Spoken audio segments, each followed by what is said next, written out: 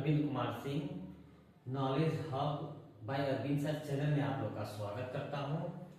आज हम आप लोग को एनसीईआरटी क्लास 7th चैप्टर जो है फिजिकल एंड केमिकल चेंजेस जो है उस चैप्टर का एनसीईआरटी के सारे क्वेश्चन 1 बाय 1 कराएंगे।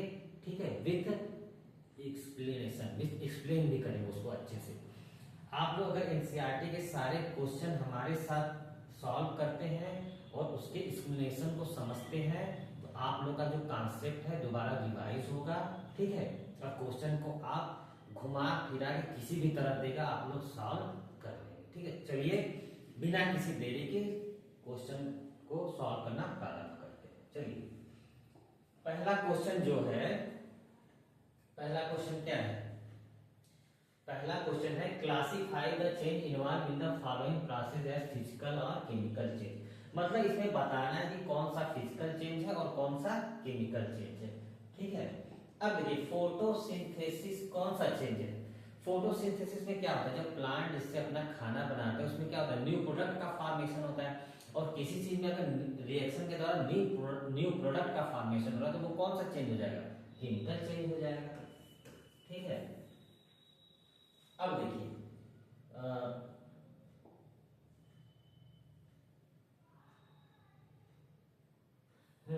कौन सा हो जाएगा? ये हो जाएगा केमिकल चेंज हो जाएगा। डिजॉल्विंग शुगर इन वाटर, देखिए अगर हम पानी में शुगर को डिजॉल्व करते हैं, ठीक है, ये कैसा चेंज हो जाएगा? ये एक प्रकार का फिजिकल चेंज हो जाएगा। क्यों फिजिकल चेंज हो जाएगा? देखिए फिजिकल चेंज क्या होता है, रिवर्सिबल होता है। अगर हम थोड़ा सा बॉयल कर देंगे वाटर को तो पानी और चीनी क्या होगा, आप चाहेंगे तो सेपरेट कर सकते हैं। ठीक है, अब आइए बर्निंग ऑफ कोल।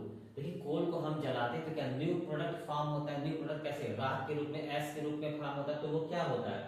बिल्कुल डिफरेंट होता है। न्यू प्रोडक्ट का फॉर्मेशन है तो कौन सा चेंज हो जाएगा? केमिकल चेंज हो जाएगा। अब मेल्टिंग ऑफ वैक्स, वैक्स को जब हम मेल्ट करते हैं तो क्या होता है, मेल्ट ही क्या होता है, नीचे धीरे धीरे उसी का फॉर्मेशन होता है, नीचे गिरता है। ठीक है, तो उसके क्या होता है, साइज में चेंज होता है लेकिन रहता तो वो मेल्ट ही है। तो ये कौन सा चेंज हो जाएगा? ये फिजिकल चेंज हो जाएगा। ठीक है, लेकिन अगर मेल्टिंग के जगह अगर रहता बर्निंग,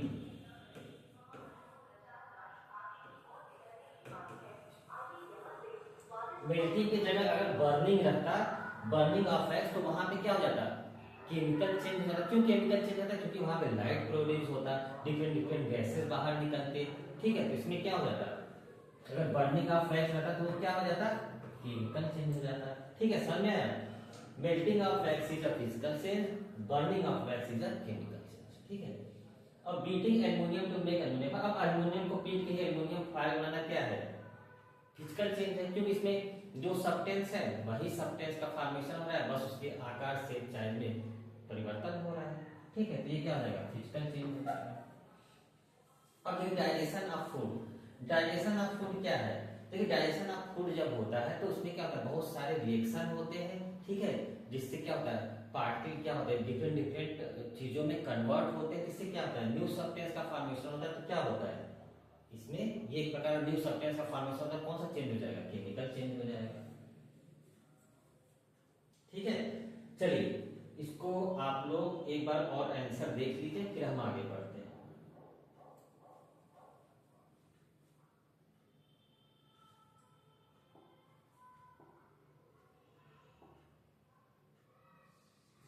चलिए अब दूसरे क्वेश्चन पे आते हैं, क्वेश्चन नंबर 2। दूसरे क्वेश्चन पे आते हैं, क्वेश्चन नंबर 2 पे। ठीक है,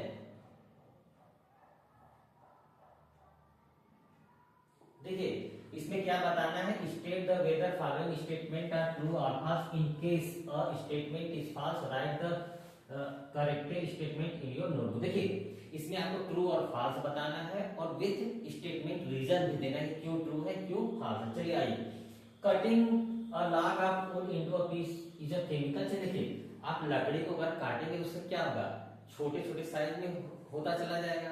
ठीक है, उसमें क्या होगा, उसके शेप और साइज में परिवर्तन आ रहा है तो वो क्या हो जाएगा? फिजिकल चेंज हो जाएगा। क्योंकि न्यू सब्सटेंस का फॉर्मेशन नहीं हो रहा है तो केमिकल चेंज का बात ही खत्म हो गया।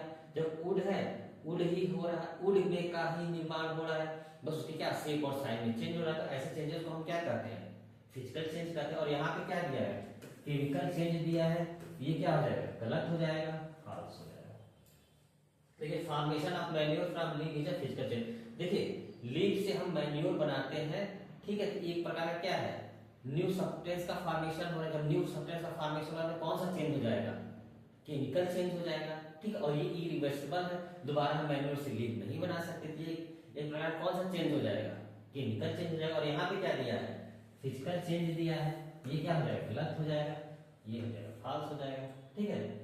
अब देखिए iron pipe coated with zinc do not get rust easily. देखिए आयरन का जो पाइप होता है उसको क्या कहते हैं, जिंक के साथ जिंक से कोटिंग कर देते हैं, पेंट कर देते हैं, तो उसको क्या कहते हैं, गैल्वेनाइजेशन करते हैं। इसमें क्या होता है, जो लोहा होता है वो एयर में प्रेजेंट ऑक्सीजन और मॉइस्चर के कांटेक्ट में नहीं आता है, एक परत का निर्माण हो जाता है, जिससे क्या होता है, रस्टिंग नहीं लगती है, ठीक है।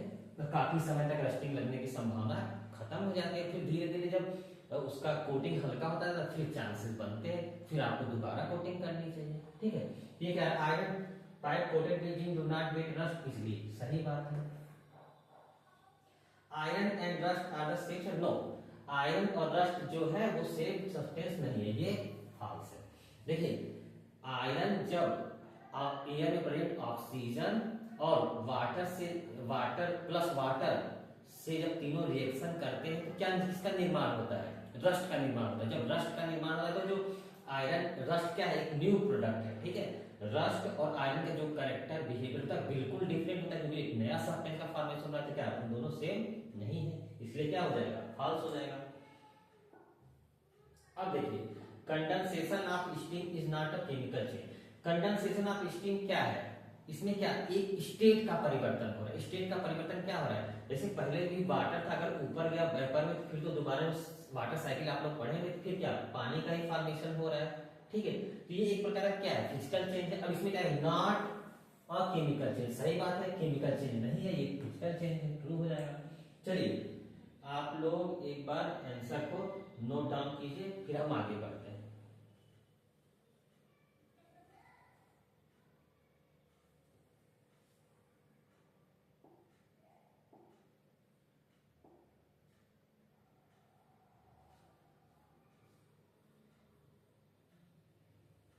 चलिए क्वेश्चन नंबर 3 पे आते हैं। क्वेश्चन नंबर 3 जो है उसका पहला क्वेश्चन क्या है, when carbon dioxide is prepared through lime water it turn milky due to formation of calcium carbonate CaCO3।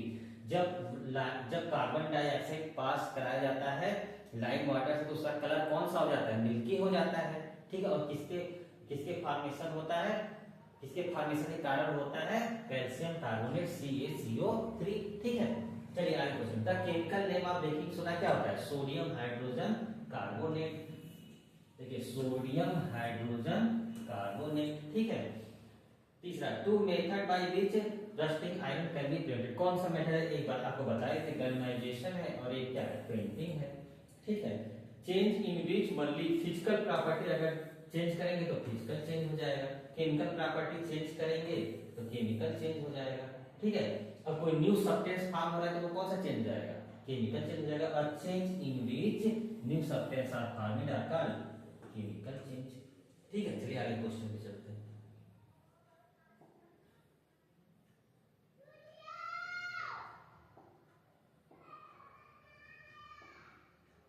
देखिए when baking soda is mixed with lemon juice bubble are formed with evolution of gases, which type of changes in it, explain। देखिए baking soda का हम क्या करते हैं, sodium hydrogen carbonate, ठीक है। जब हम उसको मिक्स करते हैं लेमन जूस में, लेमन जूस का नेचर क्या होता है, साइट्रिक एसिड होता है, और तब किसका फॉर्मेशन होता है, जब हम baking soda sodium hydrogen carbonate को मिक्स करते हैं लेमन जूस में जो कि साइट्रिक एसिड होता है, किसका फॉर्मेशन होता है, बबल का फॉर्मेशन होता है। The bubble are formed due to evolution of carbon dioxide, और जो बबल का फॉर्मेशन है किसके कारण होता है, कार्बन डाइऑक्साइड के कारण, CO2 के कारण होता है, कार्बन डाइऑक्साइड के कारण। और जब ये क्या हो गया, एक तरह से रिएक्शन हो गया, तो ये कौन सा चेंज हो जाएगा, ये हो जाएगा केमिकल चेंज हो जाएगा। This is a chemical change. In this chain, citric acid contained in lemon juice react with sodium hydrogen carbonate, which result in the evolution of carbon dioxide. ठीक है, इसमें रिएक्शन हो रहा है, जिसमें रिएक्शन हो रहा है केमिकल चेंज हो रहा है। ठीक है, चलिए अब इसमें देख लीजिए, lemon juice plus baking soda, तो फिर क्या वो निकल रहा है, कार्बन डाइऑक्साइड और प्लस अदर सब्सटेंस। ठीक है, चलिए नेक्स्ट क्वेश्चन देखते हैं।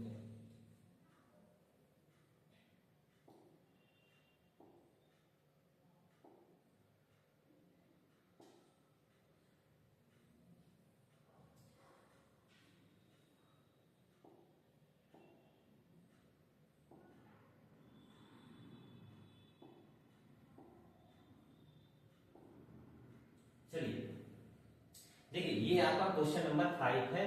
ठीक है, when a candle burn both physical and chemical changes take place. ठीक है, identify these changes, give another example of a familiar process which both chemical and. देखिए, जो कैंडल जब बर्न होता है तो वो दोनों प्रकार का चेंज होता है, एक फिजिकल चेंज भी होता है, केमिकल चेंज भी होता है, और एक आपको ऐसे चेंज बताने जिसमें भी दोनों प्रोसेस हो, फिजिकल भी हो और केमिकल चेंजेस भी हो। चलिए देखिए, when candle burn both physical and chemical changes take place. ठीक है, when candle burn both physical and chemical changes take place. देखिए, फिजिकल चेंज में क्या होता है, जब आप कैंडल को मेल्ट करते हैं, मेल्ट करके जब पिघलाते हैं तो उसकी शेप साइज में चेंज होता है, और क्या वो रहता क्या है, कैंडल ही रहता है। लेकिन बर्निंग में क्या होता है, बर्निंग में जब आप कैंडल को, वैक्स को बर्न करेंगे, मोम को बर्न करेंगे, मोम को बर्न करेंगे, तो उसमें क्या होगा, उसमें जब बर्न करेंगे तो उसमें क्या होगा, लाइट निकलेगा, हीट प्रोड्यूस होगी, डिफरेंट डिफरेंट गैसें निकलेंगे, तो ऐसे चेंजेस को हम क्या करते हैं, केमिकल चेंज करते हैं। ठीक है, ठीक। अब देखिए, eating of food is another example. अब ईटिंग ऑफ फूड क्या है, ये भी एग्जांपल है जो दोनों को शो करता है, फिजिकल चेंज को और केमिकल चेंज को। Both physical and chemical changes आकर साइमल्टेनियसली। अब देखिए, जब हम फूड को खाते हैं तो वो ब्रेक डाउन स्मॉल पीसेस में हो जाता है। ठीक है, जब स्मॉल पीसेस में ब्रेक डाउन हो जाता है तो ये एक तरह से क्या हो, शेप और साइज में परिवर्तन आ रहा है, तो ये एक तरह से कौन सा चेंज हो जाएगा, ये हो जाएगा आपका फिजिकल चेंज। और केमिकल चेंज क्या हो जाएगा, डाइजेशन ऑफ फूड। जब डाइजेशन ऑफ फूड बनता है तो डिफरेंट डिफरेंट प्रोडक्ट बनते हैं और एनर्जी रिलीज होती है। ठीक, physical changes, breaking down of large food particle into smaller particle. ठीक है, और केमिकल चेंज क्या है, डाइजेशन ऑफ फूड। ठीक है, चलिए आगे चलते हैं।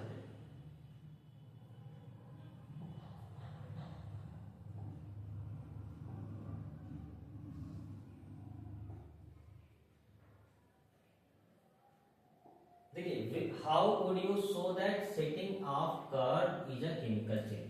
देखिए, वंस द, देखिए अब सेटिंग ऑफ कर्ड मतलब दूध से दही बनाना केमिकल चेंज क्यों है, समझिए पहले इसको। देखिए, दूध से हम दही बनाते, केमिकल चेंज क्या होता है, इरिवर्सिबल होता है। दूध से तो हम दही बना दिए, ठीक है, लेकिन दही से हम दूध बना सकते हैं, नहीं बना सकते। एक प्रकार क्या हो गया, इरिवर्सिबल प्रोसेस। देखो, इरिवर्सिबल प्रोसेस में तो कौन सा चेंज हो गया, केमिकल चेंज हो गया। देखिए, when the curd is formed, milk can not be break obtain from it.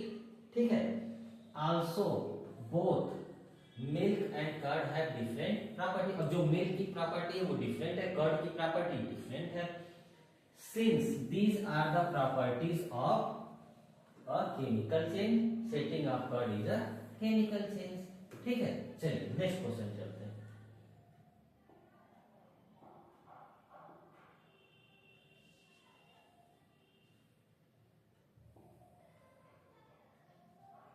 देखिए, explain why burning of wood and cutting is into a small pieces are consider as two different type of change. ठीक है, जाहिर सी बात है। देखिए, लकड़ी को हम जब काटते हैं तो उसकी शेप और साइज में चेंज होता है। जब शेप और साइज में चेंज होगा और जो उसका कैरेक्टर रहेगा वो तो सेम रहेगा, मतलब लकड़ी है तो लकड़ी ही रहेगा, लेकिन शेप और साइज में चेंज होता है तो वो कैसा चेंज हो जाएगा, फिजिकल चेंज हो जाएगा। लेकिन जब हम लकड़ी को बर्न करेंगे तो वो ऐश में परिवर्तित हो जाएगा, मतलब राख बन जाएगा। राख को क्या हम लकड़ी बना सकते हैं, नहीं बना सकते हैं, तो इरिवर्सिबल प्रोसेस। इरिवर्सिबल प्रोसेस हो गया, इरिवर्सिबल प्रोसेस हो गया तो कौन सा चेंज होगा, केमिकल चेंज होगा। और लकड़ी को जब हम जलाएंगे तो क्या होगा, न्यू सब्सटेंस का एस का फॉर्मेशन और न्यू सब्सटेंस का फॉर्मेशन हो रहा है, वो एक प्रकार कौन सा चेंज हो जाएगा, केमिकल चेंज हो जाएगा। आइए, when we burn wood a new substance coal is formed, ठीक है। Therefore it is a chemical change. However when we cut wood only the shape and size of the wood are change, no new substances formed, no new substances formed, that is कौन सा change? Physical change. New substances formed, chemical change. Therefore it is a physical change। समझ गया? दोनों changes आपको बता दिया हमने। चलिए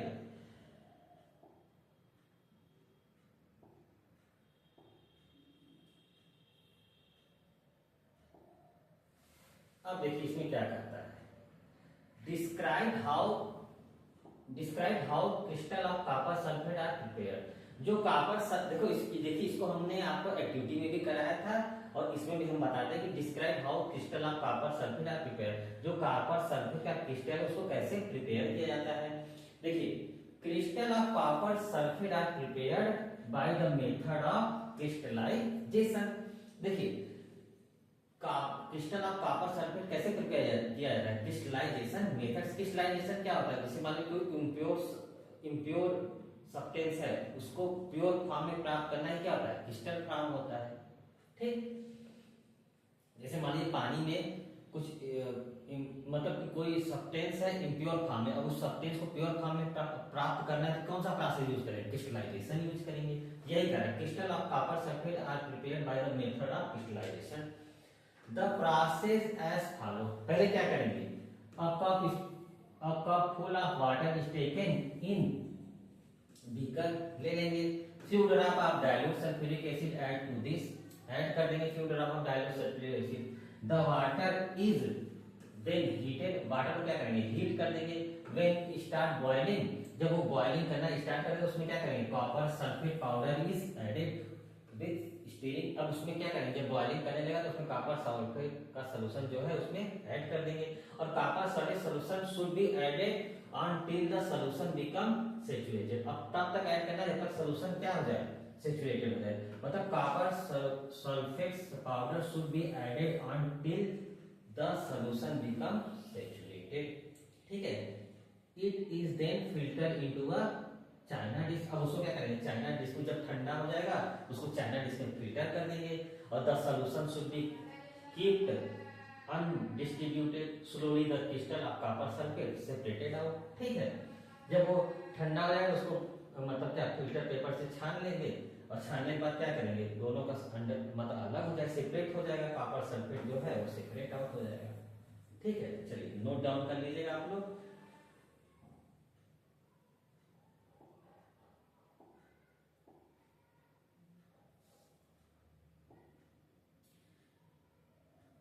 चलिए क्वेश्चन 9,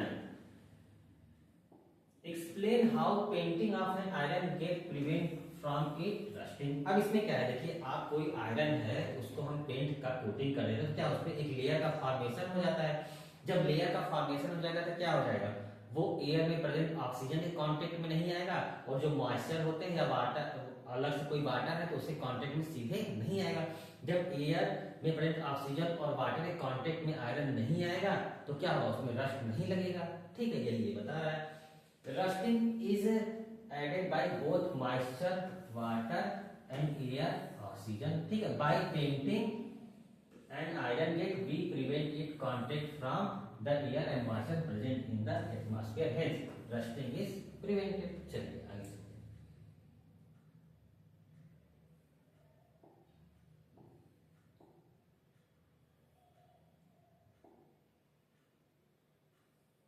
देखिए explain by rusting of iron object is faster in coastal area than in desert area. अब देखिए इसमें दिमाग लगाने की बात है, ये थोड़ा सा कॉन्सेप्चुअल। अब जो कोस्टल एरिया होता है, कोस्टल एरिया मतलब क्या? जो समुद्र के आसपास का एरिया होता है, तटीय एरिया होता है, वहां पे क्या होता है? मॉइस्चर ज्यादा होता है। मॉइस्चर ज्यादा होगा तो वहां पे क्या होगा? रस्टिंग का चांस ज्यादा होगा। वो जल्दी से ऑक्सीजन, एयर तो है, एयर के कांटेक्ट में आएगा, एयर में प्रेजेंट ऑक्सीजन के साथ मॉइस्चर रिएक्ट करेगा तो वहां रस्टिंग क्या होगी? फास्ट होगी।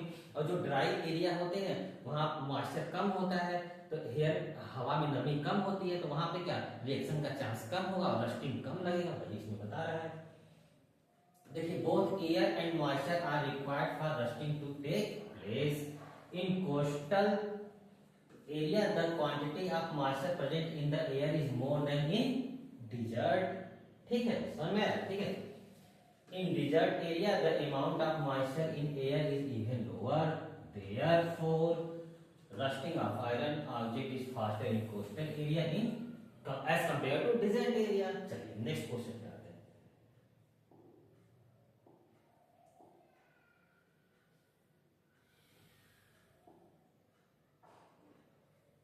देखिए नेक्स्ट क्वेश्चन